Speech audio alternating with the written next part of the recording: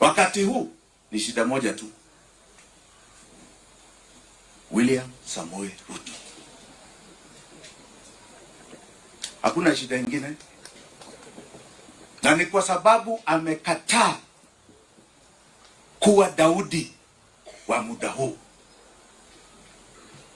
Aliingia akisema yeye ni Daudi ya mahasla, yeye ni Daudi ya wanyonge, lakini amebadilika, amekuwa mtu mwingine. Ile deni ambao tuko nayo kwa hii nchi ndio inatumaliza.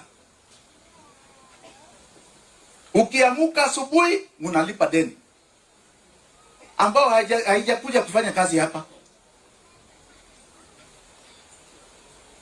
Na William Samoei Ruto anaendelea kukopa kwa shilingi 10, 7 inaenda kulipa madeni. 10 ni pesa zenu za ushuru. Atarudi tu hapa achukue zingine. Hapa Kiambu, aulize hawa ndio waliweka yeye huko. Kweli ama si kweli? Hapa Kiambu ni 1,000,000 kura hapa ambao walimpatia. Watu wa Central Kenya ndio mliweka yeye. Hapo ni kweli ama si kweli? Hii ni serikali yenu.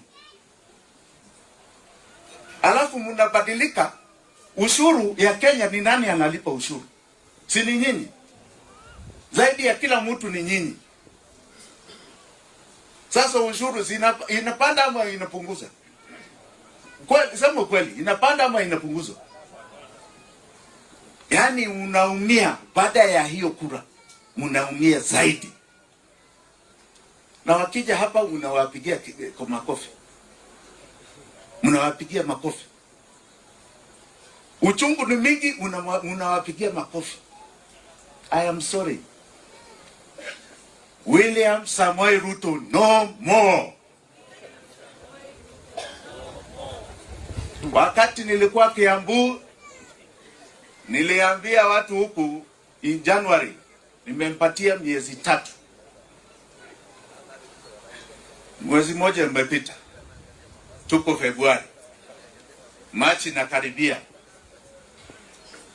Kama hii gharama ya maisha kuji chini, watakuja kujua sisi Aprili, si ni karibu hapa. Watakuja kujua sisi in April. Na najua mimi si mtu wa kuongea. Mimi ni mtu wa action. Mtu wa action.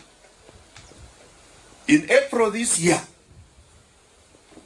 kama maisha yanaendelea namna hii, mambo yatabadilika.